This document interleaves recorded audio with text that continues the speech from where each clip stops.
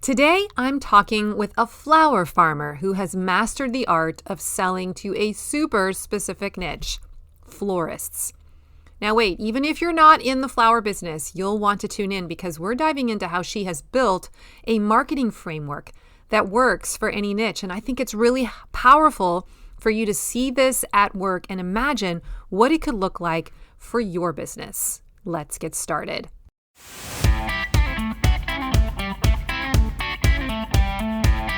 Hey there, this is Corinna Bench, and welcome to the My Digital Farmer podcast. In today's market, it's not enough to just grow your product. You've got to know how to sell it too.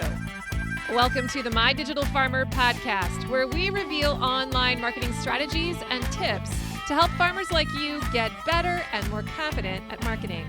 Learn how to find more customers, increase your sales, and build a strong brand for your farm. Let's start the show. Well, welcome to episode 310 of the My Digital Farmer podcast. I am your host, Corinna Bench, one of the farmers at Shared Legacy Farms out in Elmore, Ohio.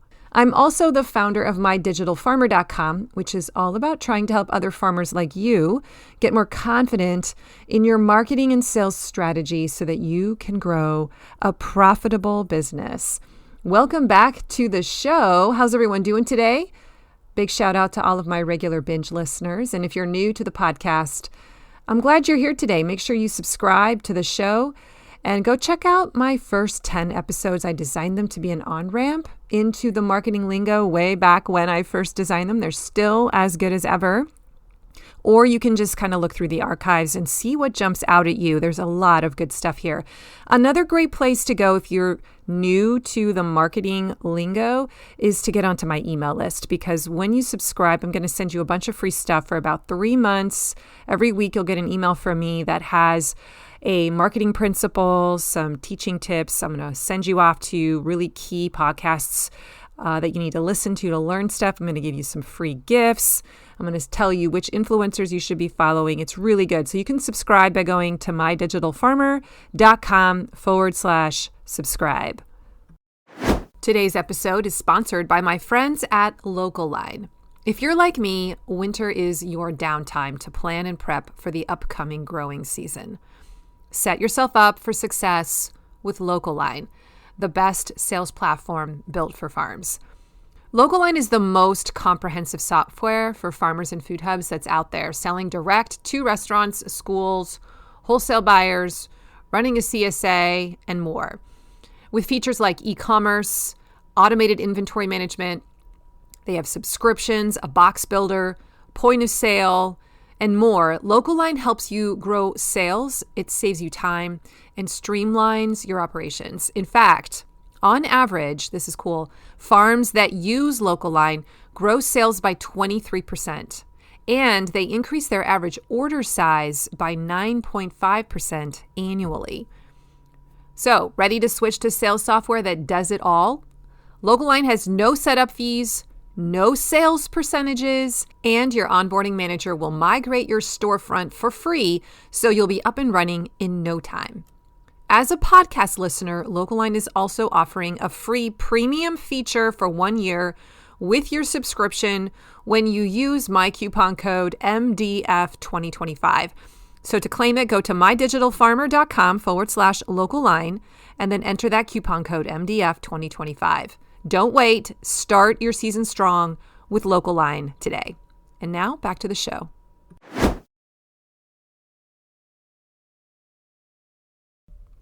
Well, let's dive right into the episode today. No small talk, because I interviewed my friend Ruth Ann Majauskas, and she is a flower farmer that grows primarily for florists. I had a fantastic conversation with her over Zoom as we recorded this episode. It actually went really long. We had a great conversation after the interview was over.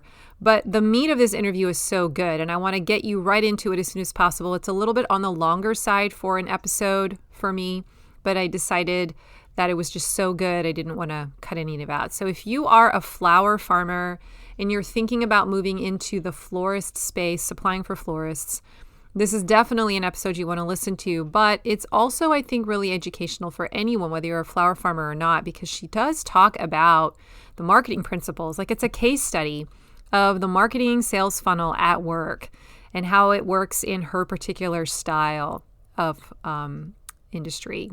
And so I just want you to listen to it because I think you're going to find yourself thinking through the lens of your own business and going, how would I apply that principle to what I sell and the way that I run my business? So please listen. It's really good. Ruth Ann is the owner of Abundant Blooms Flower Farm in Dorr, Michigan. And she started her farm in 2020. So it hasn't been that long, about 6 years, with her then 3 small children. And after dabbling in a few different sales models, which she'll go into in the episode, she began to focus on selling flowers solely to florists. So she now exclusively sells only to them, and she loves this model of working directly with florists. She's going to talk at length about all of it, how that works and how you cultivate that relationship and what do you even grow for them and how do you know what to grow for them and how do you stay in touch with them and how do you find new florists to work for, new buyers, and create a good product, and what are the struggles you have to overcome. It's so, so good. She started a YouTube channel actually in December of last year of 2024. And I think she told me in the interview that she's already got 3,000 subscribers, and that's like 3 months. So there's obviously something working here. She is teaching on that YouTube channel. She's teaching flower farmers how to sell to florists. And she actually has a new course called Selling Flowers to Florists. She does bring that up in the episode. So if you're interested, definitely tune into that. But she's a wife. She's a homeschooling mom to 5 children. And when she's not farming, her bio says that she enjoys going to Lake Michigan with her family and reading from her book every night before she falls asleep. She was a delight, and I know you're going to get a ton of value from this episode. She's a great teacher. So without another moment, let's jump in to my interview with Ruth Ann. Well, Ruth Ann, welcome to the show. Thanks so much for having me, Corinna. I'm so excited to be here. I'm really glad to have you on as well. And I want you to start out just introducing yourself. Let our audience know your background, what it is that you do to set the context. Sure. Well, the background, it's always interesting to know where people come from. So I'm actually a nurse, graduated and joined the Air Force immediately upon graduating from college. So spent the next 7 years of my life in the Air Force as a nurse. Then I got married and I had 3 babies pretty close together. And I just kind of wondered like, wow, now what do I do? I had gotten out of the Air Force and wasn't doing any nursing at the time. And we had moved back to Michigan, where I'm from, after getting out of the Air Force. And we bought this 2-acre lot of land out in the country that we were loving, and kind of looked around and thought, I think I'm going to plant some flowers. So that's how we got started. Very, very slowly. I had 3 very small children at the time, like a baby and a 2-year-old and a 3-year-old. And it just grew very slowly from there.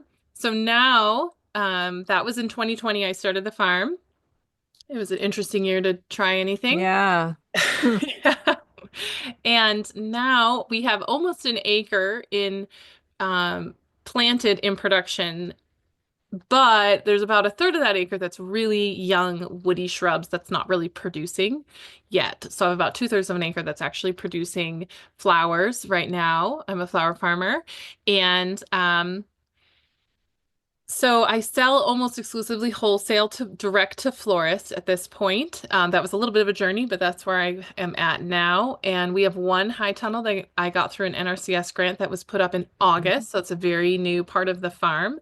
And my husband works off farm full time. He has a job with benefits and all those great things, but he does a lot of work behind the scenes or when he comes home and on Saturdays. And he does a lot of the heavy lifting around here.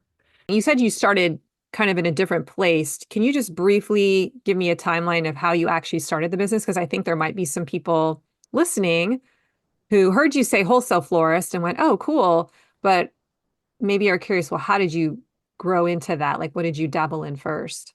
Sure. So I always knew there were things I didn't want to do just because of our young family. Like I never wanted to Mm. do flower or farmers markets, just didn't fit well with our family and kids. And Mm. so that was kind of out of it. But in 2020, I started with the flowers, and there was a vegetable farmer from our church who actually was very established and sold at farmers markets in some bigger markets a little ways away from us, like 45 minutes in Muskegon, but he had gone there for like 20 years and he offered to bring my flowers there.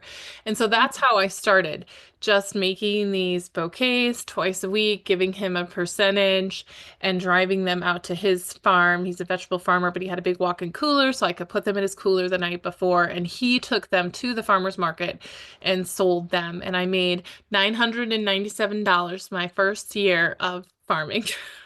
And but it was a really great way to start because it really helped me learn how to plant. Like I'd already tried growing flowers for the year before that. So I was planting and succession planting and really coming to understand what it meant to farm and cut flowers twice a week, make bouquets.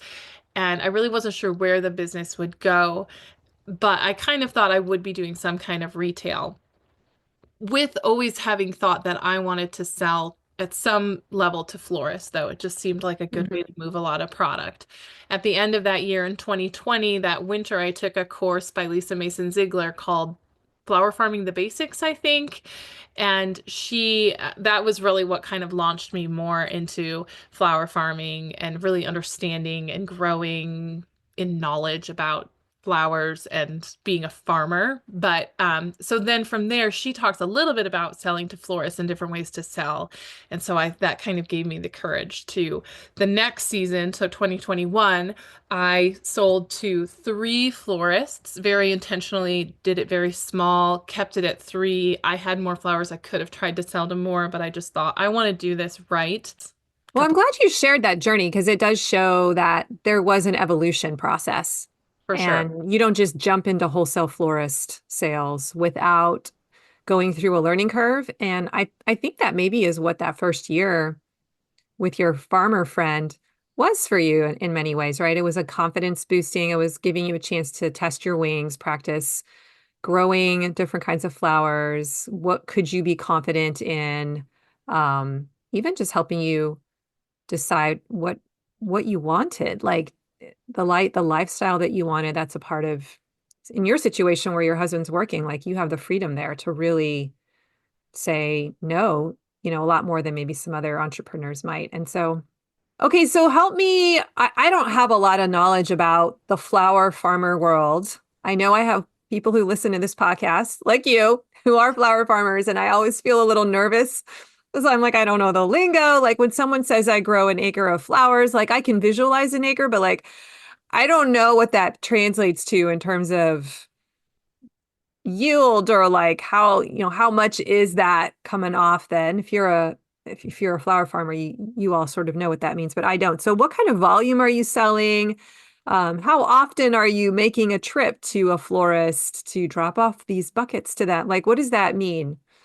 Sure. Well, I don't have a full acre in production yet, Yeah, but yeah. and some of that is, as I've grown, I've switched from growing only annuals to now growing mostly perennials and woodies. I put in Okay. 900 woody shrubs last August. That was that other third of the acre you were Yeah. talking about. Yeah. Yeah. So that's not producing yet. But last I pulled my numbers and I sold over 30,000 stems last season in 2024 over about 26 weeks. So the beginning of those weeks are pretty slim pickings like bulbs and spring stuff because I didn't have my hoop house yet. So that was pretty much like Mm. tulips and daffodils. So you start pretty small. But then, so probably a good 20, 22 weeks of some really good sales there. So I was selling about 2 to 3 thousand dollars worth a week, like in height of the season, me up to like 3,500 per week of the main season. So not in April, but in June. So that is like 1,000 to 1,500 stems per week off of what like probably a good half acre, maybe a little more than a half an acre. So Okay. you're succession planting often, so you're planting in the same place multiple times. So I do a fall planted stuff, then that blooms in June, rip that out, put something else in, sometimes getting a third succession. So in Michigan, where our frost-free dates are from mid-May till mid-October. So Right. just for reference, Okay. Okay. yeah. So Um, it's you can grow a lot in a small space because you're growing very close together and getting multiple successions out of Successions off it. of it. Yeah. Okay. Um, Talk to me a little bit about the workflow um in when you're in season, when it relates as it relates to sales and marketing. So are you are you texting with your florist? Are you getting order? Is there a standing order for the whole season? Like, or do you get told this before? You obviously must be, so you can plant it properly. And then how often are you touching base? How often do you go out and deliver? I'm just trying to see how busy Yeah. are you? And So where are you busy? yeah, I have like a schedule. So I deliver twice a week on Tuesdays and Thursdays, but Tuesday is a much bigger delivery day. I actually hire a babysitter to come because my Suburban only fits so many Mhm. flowers and with the kids in the car, and it just was taking so long. And so I hire childcare on Tuesday, and I pretty much am delivering. I try and leave by 9 o'clock, and often I don't get home till like 2-ish. And I'm going nowhere further than 30 minutes away. So Mm, I'm pretty close to home, but it just takes time to go to all the yeah. to deliver to all these places. So that's Tuesday. Thursday, I only usually deliver to 2 or 3 places. And I usually take my kids with me. So it's a much shorter, delivery. But so I harvest basically Monday, Wednesday, and Saturdays. So Monday and Saturday and Monday is kind of like my big harvest for my Tuesday deliveries. And then Wednesday, I harvest again for the Thursday delivery as well. So they're communicating. So that's like the flower wise. And then how I communicate with them is I use a platform called Rooted Farmers, which is a nationwide um, e-commerce site for flower farmers. It was built by flower Okay. farmers to sell specifically to florists. They have some retail capabilities now, which I don't use at all, but it was originally started to sell specifically to florists. And so it's pretty powerful, and that's how I Okay. um so I have a site on there basically. So it's separate Hmm. from my website.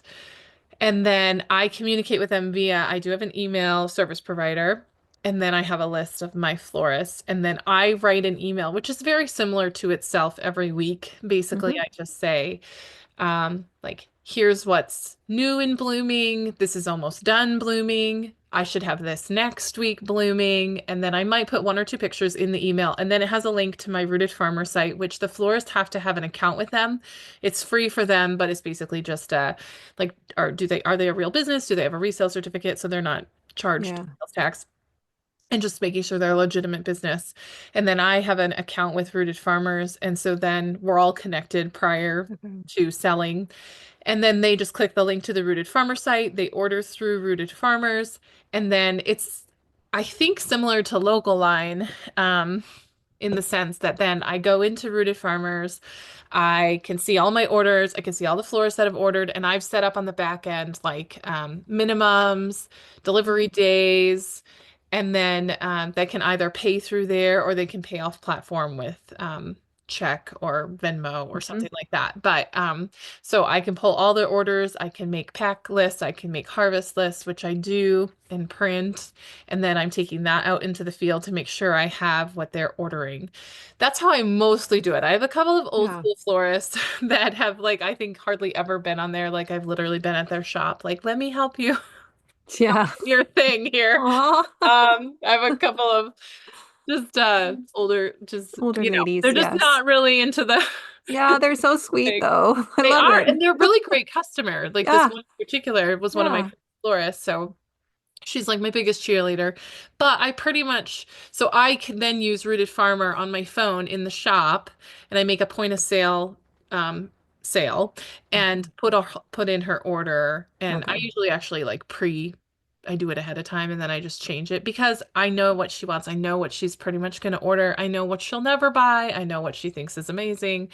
And the only time she pre-orders via text is like for a wedding or something, which she Yeah. doesn't do a ton of. So most of the communication is going through Rooted Farmers as far as ordering. I do have some, so I sell like kind of there's two different groups in my mind. There's brick and mortar florists and there's wedding and event florists, which most of them Mm. don't have a shop. Some of my brick and mortar florists do also have some weddings that they do as well. But I sell to now, as my business has progressed, I've sold to more and more wedding and event florists. And then like they just have some more specific needs. They like to get their orders in much further and ahead of time. For example, I already have orders for the month of June from some of my wedding florists. They'll send me the mood boards of their wedding, and I tell them, this is what I will have that will match your Mm. timeline. I mean, they understand that things Things could happen. change Yeah. because of weather, or sometimes I'll say, for example, I had one for the end of April, and I said, well, I had tulips last year at that time, but we're having a much colder spring, so I'm doubtful that we're going to have tulips this year, but if I do, I'll let you know, right? And they understand working with local flowers that Mhm. way. Some florists are really familiar with local flowers and some are not. So sometimes you have to do a lot of education, just like because we can grow things that they've never seen at a wholesaler before, because just things don't ship well. And so they have no idea. But then you have other, like I have one florist that has a degree in horticulture and like is probably more knowledgeable than I am in half the. Yeah. I was So going to it's just ask about a that. whole range.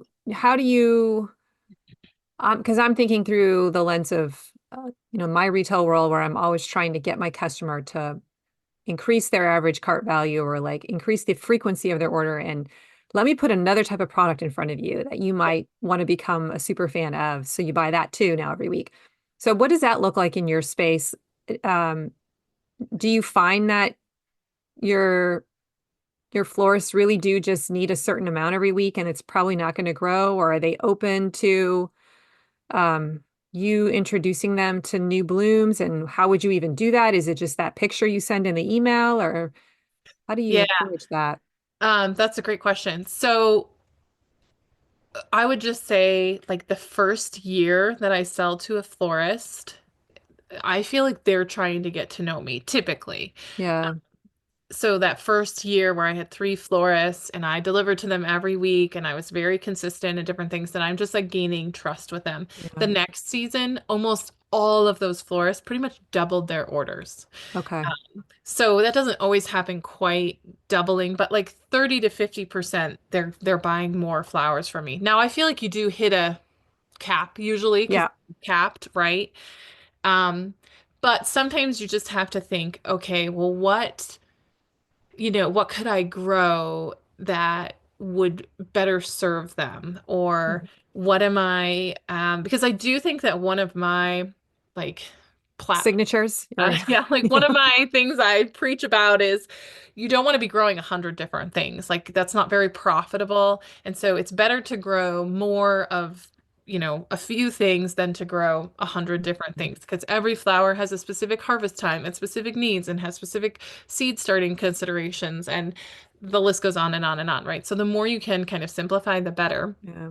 But to a point, because you also want to have enough different variety to make it worth it for the florists to order from you. So there's a little bit of a trying to figure that out. Yeah. So part of it is like shifting.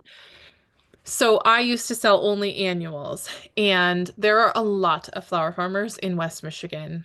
A lot. Like I'm part of a West Michigan group and it's like 350 flower farmers. And I know lots of people not even in that list, right? So, and this is all within a pretty small area. Now, they're not all selling to florists, but there's a lot of us.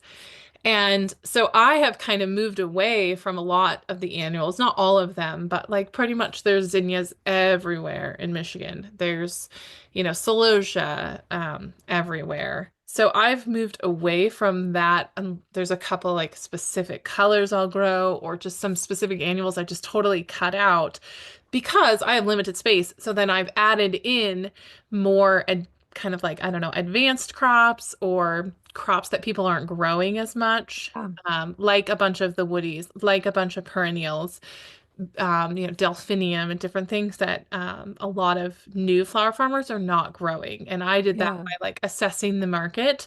And then a lot of these crops are higher risk and higher value. So even within the same space, I can be growing delphinium instead of zinnias, and delphinium sells for a lot more than zinnias. It's also kind of a fussier plant, and there's some trade-offs, and Trade-offs. like, you're kind of advancing as a flower farmer and growing into that. Like Mhm. more advanced crops. So that's one Good. way is advanced crops. But I can give you a really specific example of how I introduced a new crop to florists last year. So it's called thornless raspberry and blackberry foliage. So I've heard flower farmers talk about this. It's so wonderful. It's a perennial. So it's something that I'll have more and more of as time goes on. And I didn't really talk to my florists about it, but they all need foliage. And this is a really great foliage that lasts forever in a vase. So it's really good for retail because they want things that last a long time. It's also a really cool foliage. It has some vining trends to it. You can also use the fruit on it, and designers love that. So it's a flexible crop in my mind to like both designers and brick and mortar florists. So I brought it into a bunch of my florists last year for the first time because it was the first season I had it. And a bunch of my brick and mortar florists that I've worked with for 4 years had never seen it, didn't know what it was. And I was Hmm. like, oh, I really wasn't expecting it to be so unknown to them. So what I did was I just gave him a sample bunch. I said, well, just try it and see how you like it. But before I did that, I also had it on my own counter because it was a new crop to me. And I said, you're going to love it. I had it on my counter for 2 weeks and it looked just as good as the day before. I finally threw it out because I was getting a new, bouquet, so it's like personal. Like I know that's what Yeah. the book said, but I'm also putting it on my very own counter with a date. I have all these random flowers on my counter all the time because I'm testing the product because I want to know before my own eyes what it is. So I told him how wonderful it was. One of the florists didn't really like it and never really ordered it. Then another one of two of the other florists, the one kind of, I didn't really think she liked it very much, but she would like order a bunch and order a bunch. And then at the end of the season, she was like, "Oh, do you have more of that?" And she just wanted more and more of it. And then the other florist she does a lot of funerals because a lot of the brick and mortar florists do a lot Mm. of funerals. And funerals is like, they never stop. They just keep Yep. going. So there are a lot of really great, like consistent business, like even around holidays, they still need flowers to have funeral flowers. And she just like fell in love with the raspberry and blackberry foliage. Then she Mm. wanted it for her weddings because she also does some weddings. So then at the end of the season, she's like, goes from like one bunch a week to three bunches a week. And then she has a wedding and she wants seven bunches. And I was like, okay, I'll see. I don't know how much I have left. So I've converted her into a believer of Yeah. this flower or this foliage that's a perennial foliage for me, and it's going to get better and better. And now she wants it for her weddings and her funerals, and she moves a lot of product. So you get someone Mm. that needs like 5 to 7 bunches of a perennial that goes from June till frost. That's a lot of bunches of a specific flower. So that's just like one Yeah. how I introduced a new crop to florists. And that's how I do it with anything that they're not familiar with. I give them a sample bunch, see how they like it, ask them about it the next week. What did you think of it? And sometimes, like I said, the one florist, she was like, nah, not her thing. But then other ones really love it. So Mm. how I go about introducing new product because they don't always know and they don't know Yeah. it's available and they've Yeah. never seen it. Yeah. So Today's podcast is sponsored by Farm Marketing School. All right, farmer, let me ask you something. Is marketing your farm something you actually enjoy? Or does it feel like a constant struggle? If you are like most farmers that I talk to, you are wearing all the hats and marketing always seems to slip through the cracks. Can I get an amen? That's exactly why I created Farm Marketing School. It's an online membership designed to help farmers like you build a simple, repeatable marketing system that actually works.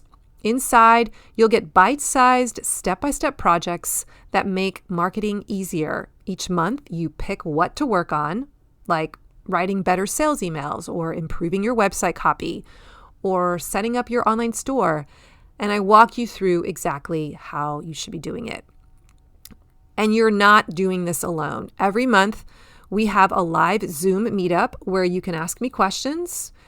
Meet other members of Farm Marketing School, get coaching, and hear what's working for other farmers. It's like having a farm marketing mentor in your back pocket.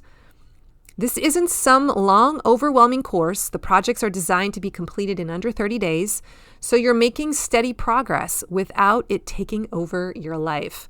So if you're ready to stop winging it and finally build a marketing system that brings in steady sales, come join Farm Marketing School today. Sign up for your first month and see what a difference it makes. Go to mydigitalfarmer.com/FMS to get started. And now back to the show.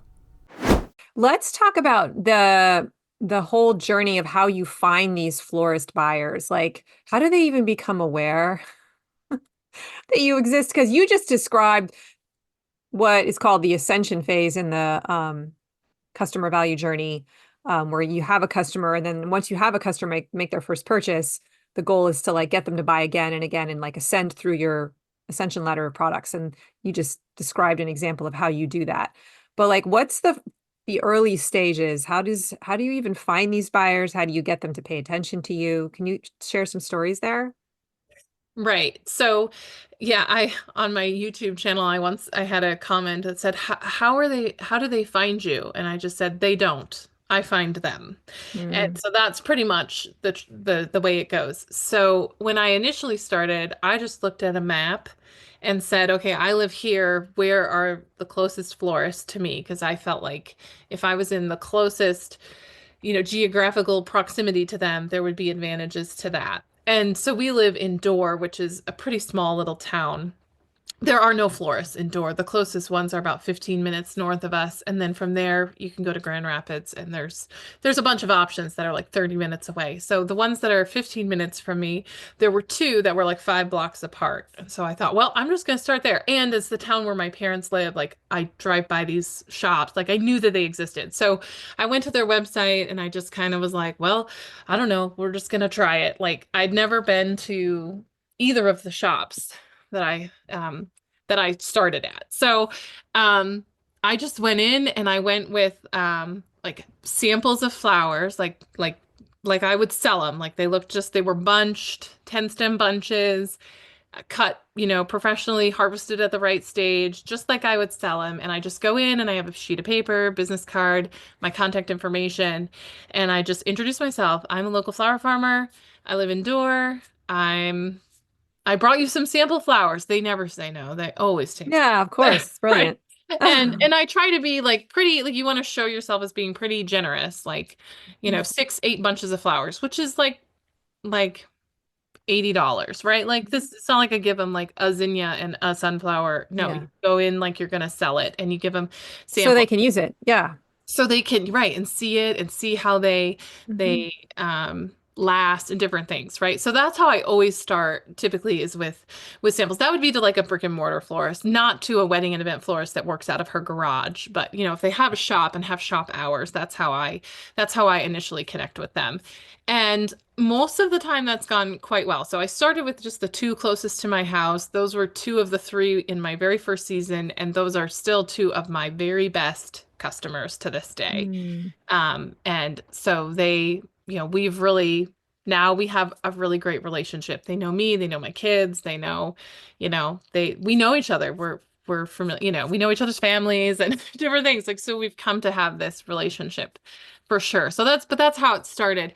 And then from there, I just kind of was like, okay, where do I want to go? And I kind of made a route in my brain of like, what would be a good delivery route as far as like, where else would I want to go to deliver flowers? And if you can group, um, some florists together, that's helpful. So in Grand Rapids, there's, multiple florists. So I was able to kind of just pick Oh, some that's more. fun. And then I mostly did the same thing, like go in with samples. And then I started getting into, and then you give them the way to order, my Yeah. Like, do you follow up with included. them the next week? Are you Oh back in the yeah. shop, or are you Oh yeah. calling them, or what do you? Okay. Yes. So I'm calling them typically calling. So then I get them on my email list. They get an email from me every Tuesday to order for the following Tuesday. I try and send it out. I say it's Tuesday. I try and send it Monday, but like it might be at really late. So I say it's Tuesday, right? So they get the email Tuesday and they can order for the following week. And so they're on my email list. I initially started by calling the florist every week. So like in my first year, I would send an email and I would call like every Monday afternoon or every Monday morning or something. I can't remember. But so I was making it, you want to make it as easy as possible for them to order from you Mhm. because that's one of the barriers with working with local farmers to get local flowers is it's a lot easier to order from a wholesaler. So you're trying Yeah. to make it as easy as possible for them to order from you. And from a wholesaler, they can go on and order everything and pay a $15 delivery fee and get every flower that they need. I'm not going to be able to supply every flower that they need for every event. First of all, Hmm. I don't have flowers in the winter, like just Hmm. starting there. So I'm just trying to make it as easy as possible for them to get in contact with me. And I actually just had a meeting with one of my florists, which I meet with usually my highest florist or someone that I think I can have a deeper relationship with and sell more flowers to.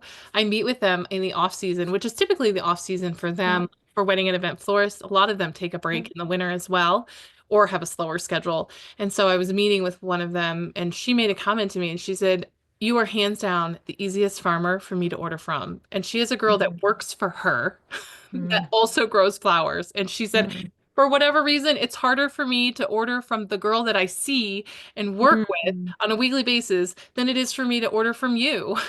So Mm. it was kind of validation for me, like, okay, Yeah. process works, and that makes her want to order more flowers for me because if it's Yeah. hard, they're not going to do it, which is understandable for anybody in any situation. Yeah, I mean, you've removed the friction. When you think about it, you've built a system, even the ordering system, the fact that you have a software platform, right, that is made it easier. And yes, you have to spend money to have that, but it creates a good experience for the customer, makes it more likely for them to buy again, right? You can set all that up. And that's Yeah, just one example of the system. But then you have a calling, you have an email that goes out every week, and you have a calling system, and your fulfillment is consistent, and that just builds trust. Yeah. yeah. And then if so sometimes with the wedding and events, they'll tell me they want, oh man, what if this one girl said she wanted like a specific color, like mocha or something, and I was like, I don't know what color that is, so I'm like, like sometimes you're like, I want Yeah. to speak the same language because to me mocha might be completely different than what she's thinking. So then I'm in the field trying to get pictures as true as possible, like, is this what you mean by that? So there is that Hmm. communication too, specifically with maybe not every florist, but florists that I'm working really closely with. Yeah. I do have their, phone numbers and they will contact me and Yeah. that kind of stuff too. So that does happen, but as streamlined as possible through the online platform. Yeah. All right. Um, I was also just going to ask you if there are certain flowers that you feel like you have to have. Like, um, I'm just personally curious about this because in my model over here in the farming world, there's this idea of having a gateway product. And like this is the thing, like the ground beef, for a meat farmer, like you've got to have ground beef because everybody buys ground beef first before they dabble in the weird cuts. Like, is there something like that for you where you can walk into a new florist and be like, I got this. I know I have to have this in my inventory, or they're probably not going to take a look at me, or is that not so much the case with wholesale? Yeah, no, I think that can be. I think they're different for a wedding and event florist and for brick and mortar florists. So I Oh, kind of okay. built my system on having sunflowers consistently every week, which is Mm, actually not the easiest thing to succession plant and have single stem sunflowers blooming every single week for 18 to 20 weeks. That's a really mhm, long time. And so I feel like I've perfected that. So for my shop florists, they know they're going to get sunflowers from me every week. And that's a staple. They need them. They would much rather buy local sunflowers than, mm, shipping them in. So that is a important flower to me. And then I feel like that then they'll add on, oh, and well, then they'll take yeah, yarrow and all these other flowers. And then for the wedding and event florist, I feel like it's more it's interesting things like yarrow, which is not that crazy of a flower, but that's just like one of my biggest sellers to them. And then specialty things like delphinium, mhm, peonies, um, stuff like that, and some foliage, greenery, and they kind of yeah. like the snapdragons are really actually those sell really both in both places. Your wedding and event florists need a bunch of them, and then retail florists use those a lot. So those are some of the How ones. how did you figure that out? Like, how did you figure out what what they wanted from you so that you would even know what to start growing? Or was it the first few years just like, just throw a bunch of seeds in the field because I liked them from the catalog? I try not to do that. That kind of leads to I mean, some. what does that research look like to figure out what Yeah. kind of So, I flowers mean, that are I always, profitable too? right. So people ask me like, oh, like, I don't know, like I was just born with this knowledge. And I'm like, nope, it's because I've literally spent thousands of dollars on education and Mm, hundreds of hours right. figuring it out. Yeah. So I originally took that course by Lisa Mason Ziegler, from the Gardener's Workshop, called Flower Farming Basics. Hmm. And I'm a member of the Association of Specialty Cut Flowers, the AFCFG, which is our, cut flower association. And that has a ton of educational resources and a Facebook page that you can be like, hey, you can ask really great questions, and seasoned flower farmers that are been there for 20 years will answer you, Yeah. or like retired gurus are still Mhm. pretty active in there. So that's a really helpful resource Okay. as well. But I would say I like started with what Lisa said to grow, and I have her books. And so she's just like a tried and true flower farmer. She's also in Virginia, which is a very different climate than mine.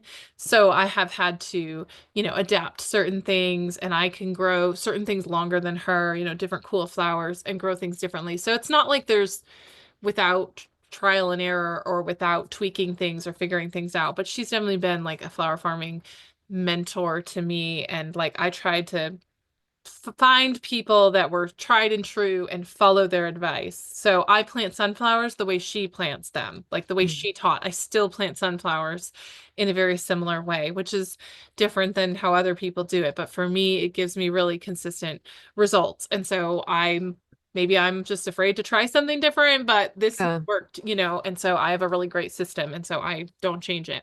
Um, Yeah.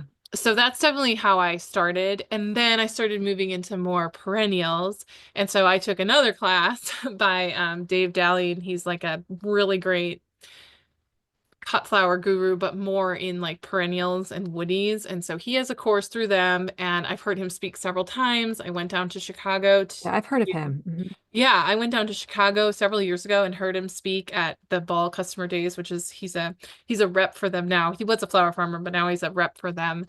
So I heard him speak there. I've heard him speak at an AFCFG regional conference this last summer. I've emailed him questions. Like I try and, I went into these woodies, and first of all, I planted like 200 of them 2 years ago to kind of test the waters. Like, are these good? How are these going to do in my environment?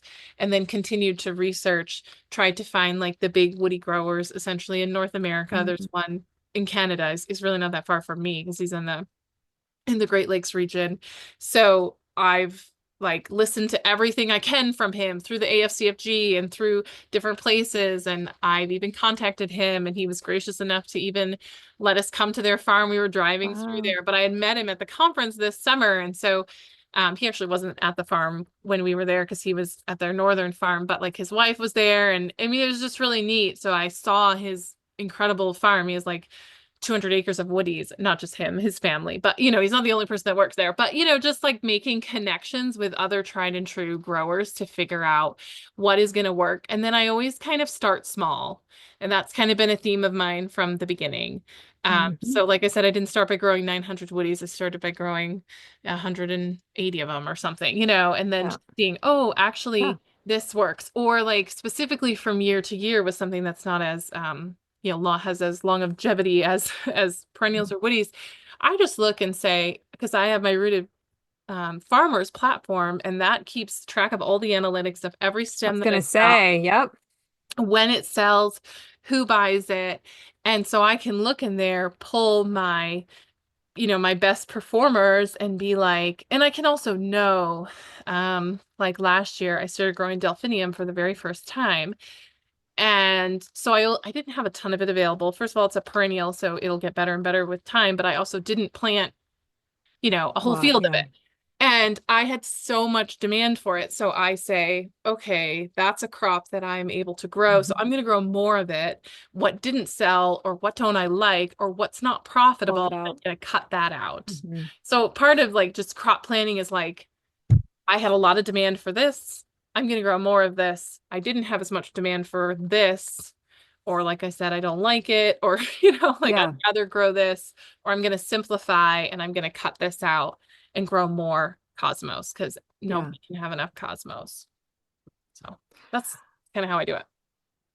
You have a lot of knowledge on how to do this flower farming, especially to wholesale. Like I'm just listening to you and you just have this presence, this confidence radiating out of you. You have done the work. You are continuing to learn and be a student yourself. And I want you to now let's just pivot because I know that you are now actually teaching this to other farmers who want to learn how to do it.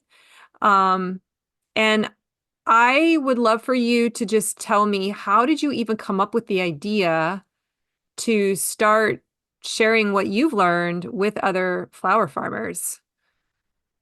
So I felt like there was a gap in the education. Maybe I don't know everything, but I'm pretty attuned to the cut flower education. I've taken a lot of cut flower courses. Like I said, I'm a member of the ASCFG, and I just don't feel like there is specific education for farmers trying to sell direct to florists. There is components of that. Like I said, there was a component of that in that larger course I took, but it really was quite a small section of Mhm. it. And I know that there's sections of it in other large courses, but it's like you have to buy a $1,500 course to get, maybe a whole bunch of that you're not needing. So, and there's not a lot of very specific information about it from a farmer, from a flower farmer. I didn't feel like from doing my own market research. Like I had questions and I felt like I You were wasn't looking. able to Mhm. find the answers. And so that was kind of the spark. Like I think Mhm. that this would actually be something I could teach. The other spark was through another flower farmer who is also a YouTuber who actually lives just a couple miles from me. And I knew I've just run into her multiple times. And then I realized she had a YouTube channel and was watching her, and now we're kind of friends. But she was talking about how to make money in the off season and Mhm. what knowledge do you have that you could leverage to make money in the off season. And so that's kind of, and this was several years ago, like I was trying Mhm. to figure it out and felt like, boy, I would really like it if there was a roadmap here, and there's not. So maybe someday in a couple years I'll create a roadmap. I'll be the That one. was Mhm. kind of like what sparked it originally. And then I had thought about doing it last winter, but I had a baby in November of Mhm. 23. So I had a newborn and I just started percolating on it. And I I wrote down some stuff about it and I started creating it a little bit, but I really didn't think I'd be able to get it finished before the season started.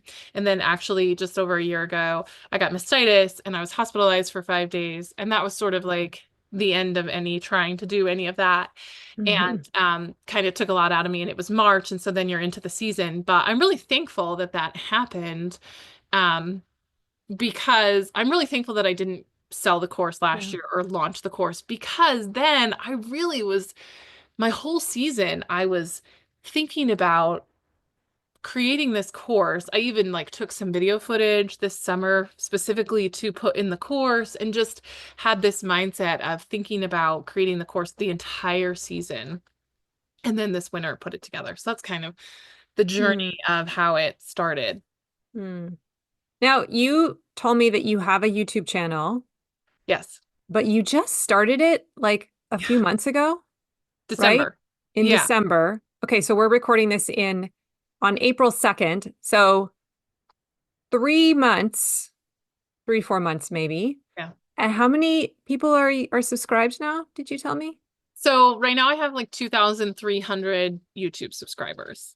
In 4 months? 3 months? Yeah. That's pretty good. Well done.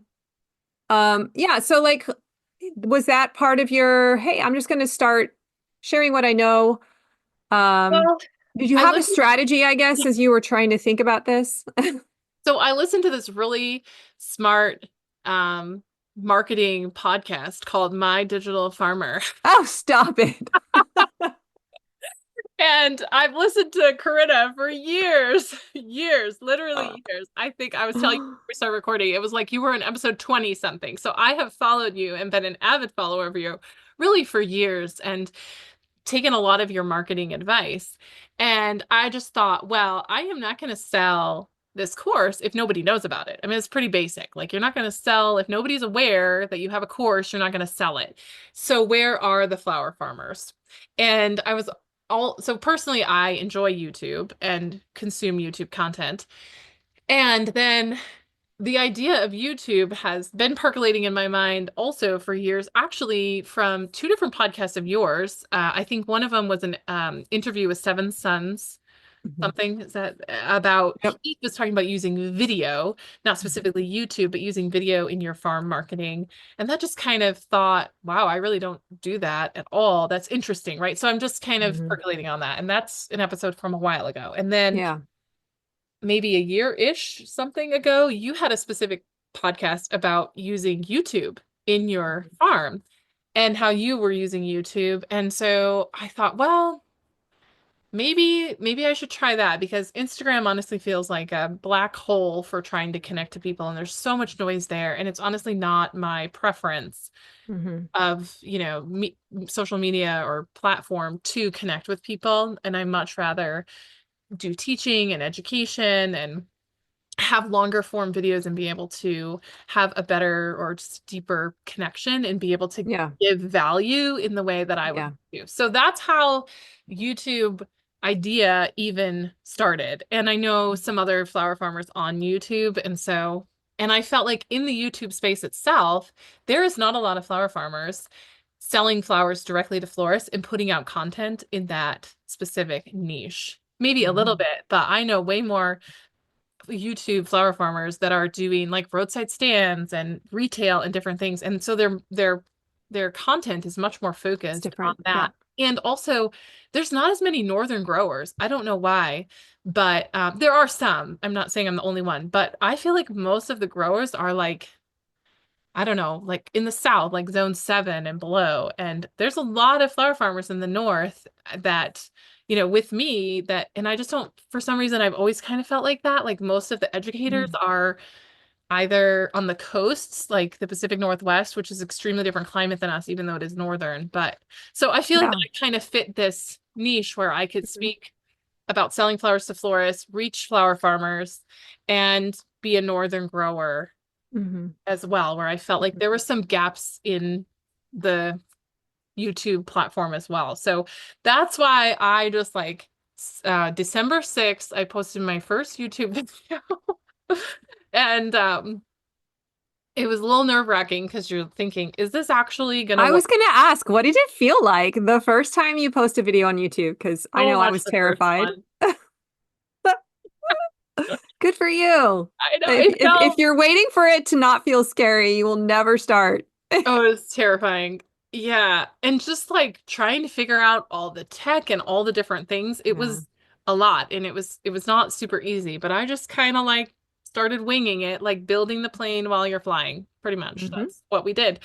And so yeah, it was a little nerve-wracking. Plus, like the whole idea was essentially a marketing strategy to strategically reach specific flower farmers in order to be able to reach flower farmers that are looking to sell flowers to florists with Yeah. the goal of launching my course a couple months later. So that Yeah. was like, it was a very strategic, thought out thing.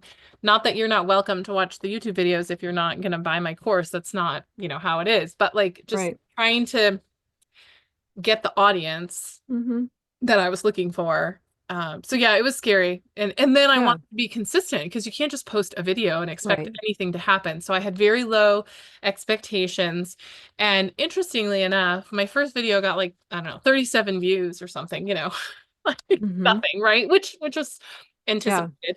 And then my next video was it kind of just got a lot of views. I can't even remember what a lot was, but like 1,000 maybe, which to me Hmm. sound was Bigger, crazy. a bigger leap. Yeah. Yeah, and got me a lot of like, I don't know, like 100 subscribers to my YouTube channel overnight. And I was like, wow, okay, this might actually work. So I was really thankful that I got this like second video that seemed to really Hmm. at least do something, because it gave me a lot of encouragement to keep going. And Yeah. I tried to post a video every week. And then I was monetized. I got monetized Hmm. in um, oh man, I think like the very end of January. So within Mhm. like 2 months, I was monetized on YouTube, which means you have to meet certain criteria. You have to have 1,000 Yeah. subscribers and get so many watch hours. Watch hours. Yep. I think it's 3,000 or 4,000, I can't remember. But so I was monetized within 2 months. And so you're kind of watching this progress and you're like, it kept me motivated because you just start kind of ticking it off. And I created a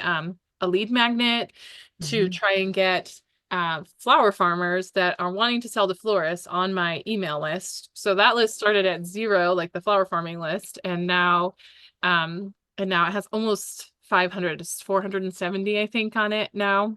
And Wow. at the time, yeah, so And that's all through YouTube, right? all through YouTube. It's Yeah. all coming through YouTube. So I have a lead magnet. It's yes, tips for selling flowers to florists. So I'm trying to, so it was all very strategic. I was trying to really, get the right people on my email list Mhm.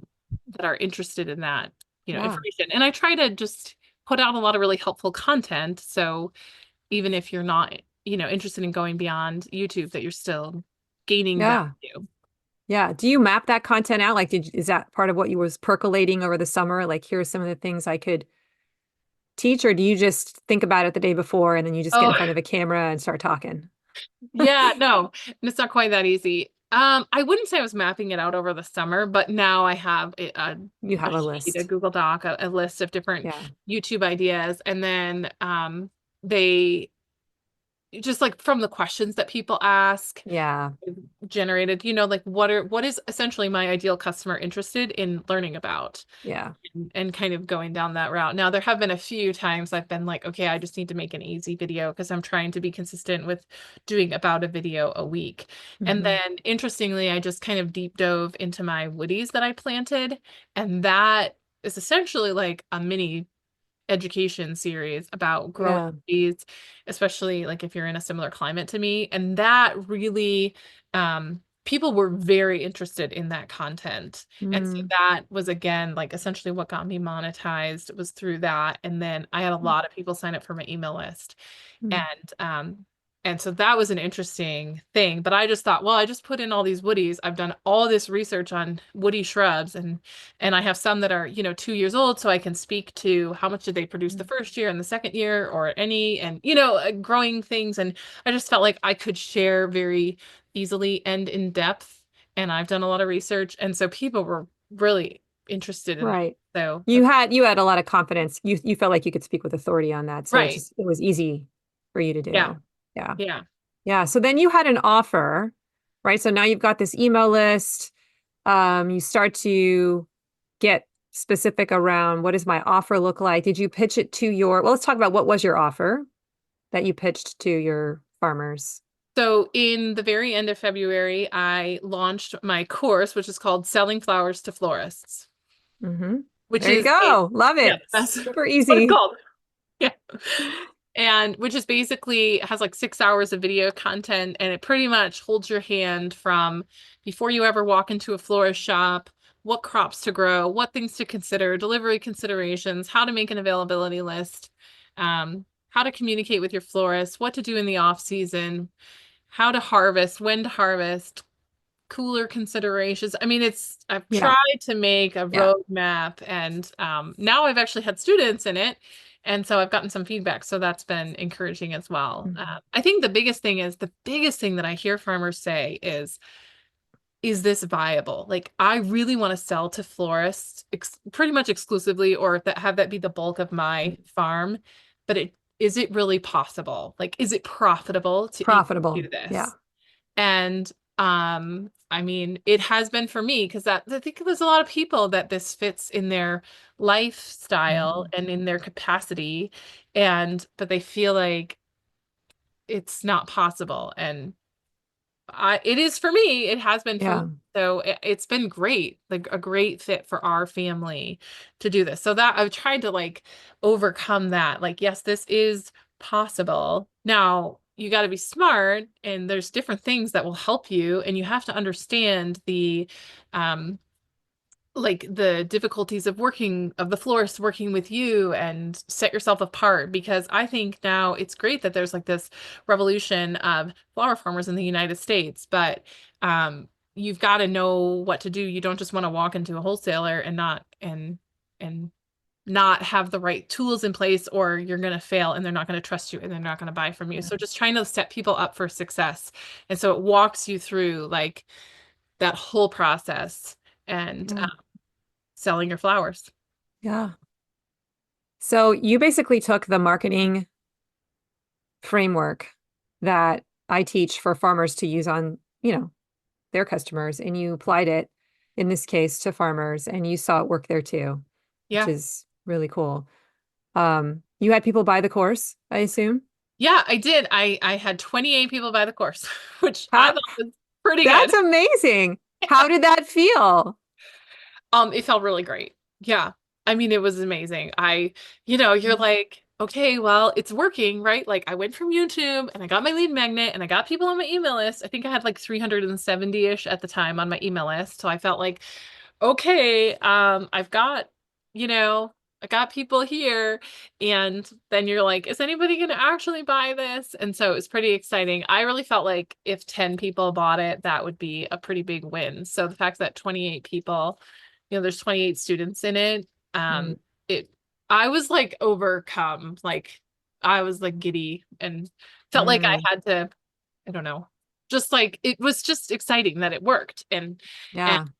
it felt like, wow, if this is where it's at now, like what's possible. And Mm, people are really looking for it, I think. So it was nice to be able to feel like I could give back to the flower farming community as well. yeah. Now the question becomes, how do you continue to support them, right? Like, how do Yeah. you, what else do they want from you? Is there another way that you can build another product for them? I'm just thinking on your behalf, I'm thinking of the ascension ladder. Like, what does that look like for this business now, too? Something to think about. I mean, I'm not saying you have to have an answer there, but Yeah, as soon as I finished it and it was like working, I was talking to my sister and she was like, "So what are you gonna make next?" I was like, "I don't know." I'm just gonna celebrate, I know. enjoy. I'm Yeah, gonna get some sleep yeah, because it was that's a lot awesome. of work. I mean, it was, I homeschool, I got 5 kids. Yeah, I was like waking up at 5 in the morning and staying up till 11 o'clock at night working on it. yeah, Like, yeah, it was a process. It took a yeah. lot. Well, and even having the courage to and the guts to put something like that out there, that takes a lot. Like I still struggle with, um, am I good enough? What will people think if I say this? Which everyone's always shocked when I say that, but I think it's a human condition. And so the fact that you were able to push past that and say, I'm gonna stand in my power and I'm gonna share what I know. And if people say no, they say no, but I'm gonna put it out there. Like that alone is required to get you to where you want to go. So bravo. I'm Yeah, so proud of you. absolutely. It was, yeah. Like, like I said, it was a process. It was a journey Hmm. to even get to the point where I felt like I could create this course and have the confidence to put it out there. Yeah. Well, I know we're kind of getting to the end here, but I wanted to ask you, as you look at both of these scenarios, like we just looked at your, I guess, digital business now, we're selling a course to flower farmers, but also your actual flower farmer business too. Like what are the marketing lessons if you had to prepare one or two principles to share with farmers who are listening right now, flower farmers, like what would be some of those marketing lessons that you feel have been really important for you in this journey and process?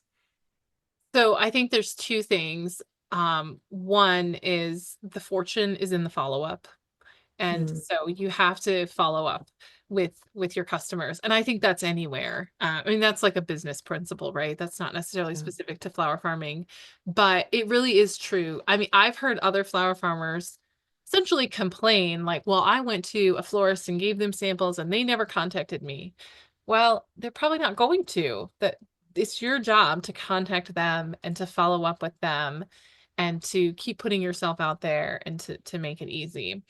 And then I'm a big believer in like starting small and growing. And maybe that's just because that's my phase of life. And because my husband has a full-time job and because I have kids, like there's elements that go into that. But for me, slow and steady really has Mhm. brought me to where I'm at. And I continued to grow and I continued to get, into more advanced crops. And I continued to educate myself, because the fact of the matter is, if I would have tried to buy, 900 woody shrubs, first of all, I didn't have any money, but like I wouldn't have known how to do that in my first or second year of farming.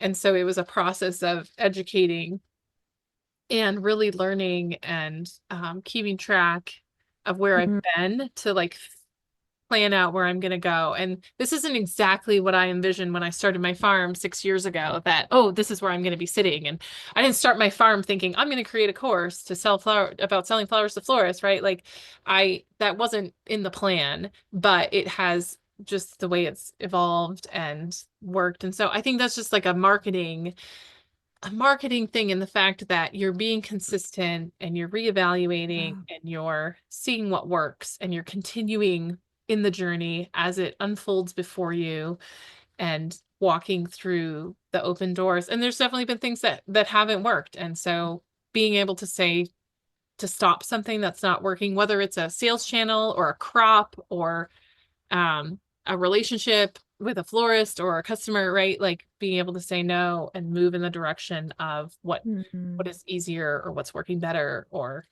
um, that direction, and being able to focus and go through there and follow Yeah. that. You're kind of speaking to the pace and the rigor of like how businesses quote unquote should develop. And, Mhm. a lot of emphasis and credence is given to those, and attention is given to those businesses that start up and like, they're like a firestorm and they just run out of the gate like a racehorse and uh have their systems up and running really fast or making tons of money right away. But there's something to be said for the slow and steady method of being thoughtful and intentional and pausing and not feeling like you have to go super fast because you're establishing your foundations so that this can stay rooted for a long time, right? And Yeah.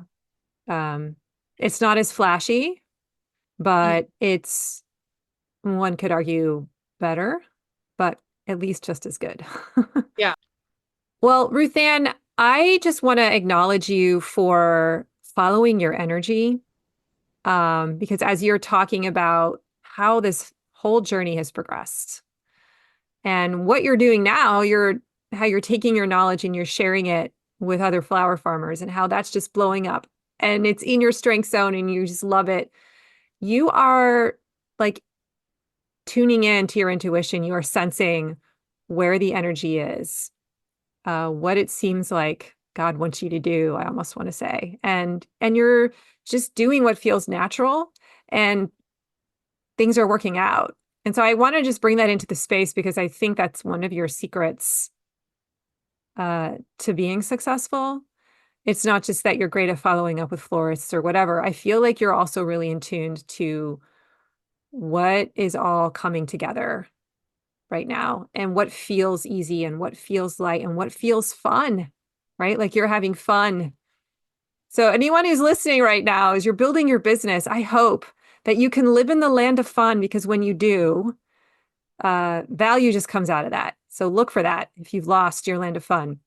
But please tell people, Ruth Ann, how can they learn more about, maybe they want to learn more about this course, or maybe they just want to go to your YouTube channel, or maybe they're like, what is this lead magnet she's talking about? So if a farmer wants to learn how to do this for florists, like where can they get in touch with you? What would you recommend? Sure. Well, if you go to my YouTube channel, which is Abundant Blooms Flower Farm on YouTube, in the description of every video is a link to my lead magnet, which is selling tips for selling flowers to florists. So if you're Okay. interested in understanding a little bit more about that, go there and you can check out that lead magnet. There's also links in there to like my website. I do have a private Facebook group for flower farmers it's called Selling Flowers to Florists. You might see a theme here. And so there's links in every YouTube video to all of those things. But I would say if you want to get on my email list or get this lead magnet, which it's really got some great tips. I think there's 9 tips in there about how to get started. It's how to get started, but it's more than that. It's beyond. It's not just for like a brand new farmer. So in every description of my videos on YouTube, you will find those links. And I am on Instagram. That is like more for my florists, I feel like. I definitely show some behind the scenes things, but YouTube is probably the best place to connect with me. All right. Well, I'll link up to your YouTube channel in our show notes. And if your lead magnet has a link, which it probably does, I'll link that up too. So you could probably find both of these things in the show notes for today. Thank you so much for coming on and sharing the story with me. And I get to know you. It's really great. I appreciate it very, very much. And I wish you success on this new little venture. I have a feeling it's going to go well. So keep in touch. Thanks so much, Corinna. I really appreciate you having me on the show. Today's show notes can be found at mydigitalfarmer.com/310.